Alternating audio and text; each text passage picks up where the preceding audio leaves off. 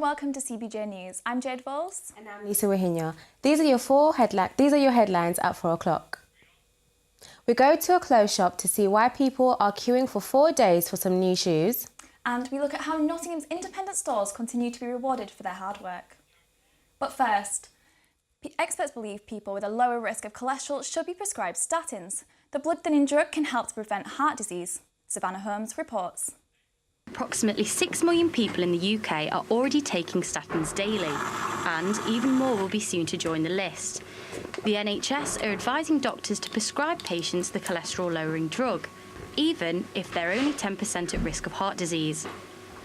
12,000 preventable strokes happen each year, but the NHS believe this could help lower the figure. Dr. Saeed Abbas explains what else may affect your doctor's decision. I think there's a criteria set by NICE which says that if it depends on the age and the family history, and also the percentage of how much you're likely to have a heart problem in the near future.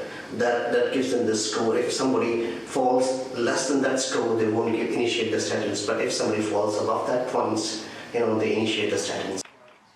Nick Rogers is a healthy 56-year-old man whose risk is only just above 10%, yet he's recently been prescribed the drug. And when they did the health check on me, there's a formula that's applied, and I came in at 10.8, so I was just within. But because I was just within, they had to offer me statins. So last year I wouldn't have been qualified for a prescription on it, but this year I do, so I've taken it. I have a very healthy and active lifestyle, so I thought, given the fact that I exercise, I've got a low-fat diet, I was really surprised that I would need statins and that my cholesterol was in that area where it required some treatment. Savannah Holmes, CBJ News. Food hygiene in Nottingham city centre may not be as good as you expect. Lucas Swain-Britton joins us now. Information which has come to light. Love My Vouchers is a website who have used the food agency standards to identify the hygiene of food in Nottingham and the surrounding areas. And to be honest, they've churned up some surprising results. What exactly did the study find? Nottingham city centre actually only has 51% of its eateries holding 5-star, which is the maximum rating, with 1 in 10 being considered below satisfactory. 3-star is what's needed for a satisfactory rating, but in such a metropolitan city with quite a lot of restaurants, it's quite alarming news. And how does this compare to surrounding areas? Mansfield was considered the worst in Nottinghamshire, with almost a quarter of its eateries being considered below satisfactory of the 3-star, which has already been mentioned, whereas on the flip side, Bassett Law currently narrows out Ashfield as the best, with 88.78% of their eateries being 4 or 5-star rated. So how do we know which places to avoid? I went and spoke to Carl Thomas earlier, who is a manager at the Horn in Hand, and they currently boast a 5-star rating themselves, but he informed us that it's not actually mandated in England for eateries to show their star rating in their window, like it is in Wales.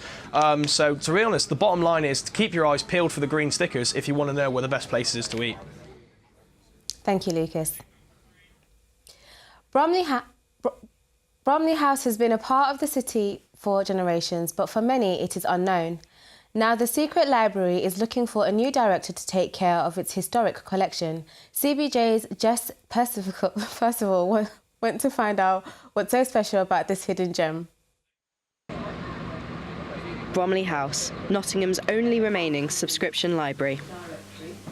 Hidden away on Angel Row, just off Market Square, is a collection of around 40,000 books, some of which have been in the building for over 200 years.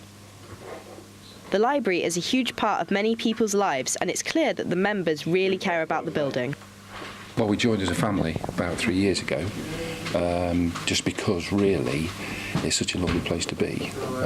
That's what we like, the books. We're all into books in our family, but it's more the ambience of the place, and it's a very peaceful place to come when you're in the city of Nottingham.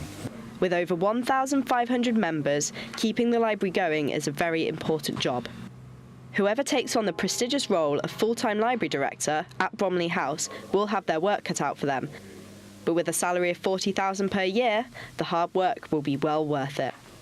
Bromley House are looking for a certain type of person to run the library. It is such a challenging job, but I'm sure the right person is out there, because we want somebody who's good with figures, someone who's good with people, someone who can manage a team, and someone who's going to muck in with that team as well. It's not a job in a quiet library, in a quiet office, in an ivory tower. It's a real hands-on job, but it's one of the best jobs in the world. The 250-year-old structure still has features of a Georgian townhouse, including many floors, beautiful staircases and a long garden. Although the outside doesn't give away much, the inside is a treasure trove of history. Well, Bromley House has been operating as a library for over 200 years. We've managed to preserve a rather wonderful Georgian building on Angel Row to give people a glimpse of what the street used to be like. And I think it's somewhat remarkable that a provincial city like Nottingham has somewhere like Bromley House Library. There would have been many libraries like this in the 18th and 19th century. Most of them have closed down. There's about 30 left now, and Nottingham is very lucky to have a place like Bromley House. And as Roman philosopher Cicero said, if you have a garden and a library, you have everything you need. Jess Percival, CBJ News. With Nottingham's independent stores growing in popularity and stature, it's no surprise many have been rewarded for it. We had Chris Doyle here in the studio with us earlier today to tell us about the rise of independent stores in Nottingham. Well, as you're aware, walking around Nottingham, there's just loads and loads of independent stores popping around, and they're working together. You know, a lot of them are putting their products in other stores, and they're just doing really well. You go to other cities, and there's not the same sort of community buzz or support for these independent stores. And I mean, as you say, there have been all the craze across Nottingham, and a lot of them have won awards, haven't they? Yeah, a few of them have won awards. There's been 200 Degrees Coffee. They've won an award. They won Best Coffee, I think, I believe. But they've branched out. They're now in Leicester and places like that, and Leeds, and they're doing really well. And they're the ones that are putting their products out there too. But also Pudding Pantry, they won an award for Best Startup Business. So I went to speak to Anthony Quinn, the owner, and asked him what he thought it took to be an award-winning business. A lot of dedication, a lot of enthusiasm. In any business, not just hospitality, customer service is key. You know, every single business, whether you're a dentist or or a restaurant or whatever, customer service is involved in some part of it, and that's so important. I've actually brought in some products today. We've got the radioactive cherry sweets from the award-winning Treat Kitchen, and also a brownie from the Pudding Pantry, which you've just seen. Now, these sweets, which you should try. Lisa, do you want to try one for us? There you go. These sweets have actually sold really well, and they've gone down as great presents for stepmoms, apparently. So I asked the manager there, Jodie, to see what she thought and how good is it that other businesses as well as hers are doing so well. It's fantastic. We've worked in the past with 200 Degrees, we work with Nottingham Donut Company, and they've all seemed to be doing absolutely brilliantly as well, expanding across different cities or just expanding into different areas as well. It's great to see such a city with so many independent businesses, but we're all kind of combined and kind of joined together and all working so hard, really. Thanks so much for coming in the studio today, Chris, and for our lovely treats. How is that, Lisa? Thank you, no worries. Queuing, a very British thing to do, but would you queue for 4 days? Well, people from around the country have gathered in Nottingham to queue for, well, some trainers. Grace Connery investigates. Welcome to the good life.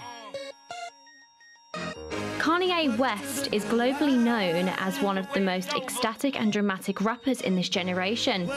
The American rapper is well known for his songs and being a record producer. However, he's increasingly becoming known as a fashion designer for his bestseller trainers. His new Adidas Yeezy Boost 350 V2 trainers are released on Saturday. Although for the rapper's dedicated fans, a local Nottingham fashion store is worth queuing outside for days. Yeah, well, pretty much all over the country, but this is the only store in the UK that's first come, first served basis. These are 150 retail.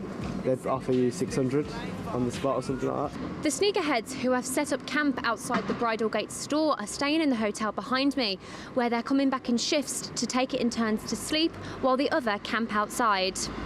Every 4 hours, 24 hours a day, the fans patiently queuing for the trainers have to gather for a register. 18 Montrose have set up a system to check all queuers are queuing correctly, and anybody who misses the register will be taken off the list for good. The trainers which they're queuing for are worth approximately £150 each. However, a member of the sneakerheads has just said they can roughly sell for around £600 once they've left the store to a member of the public.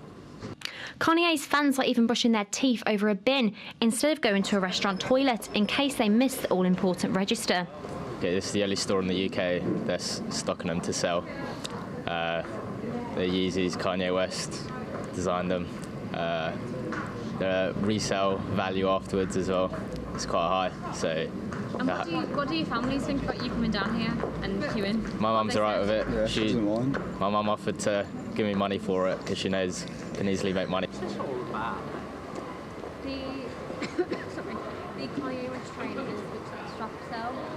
With many more fans expected to arrive, it proves it's not easy to get your hands on a pair of Yeezys.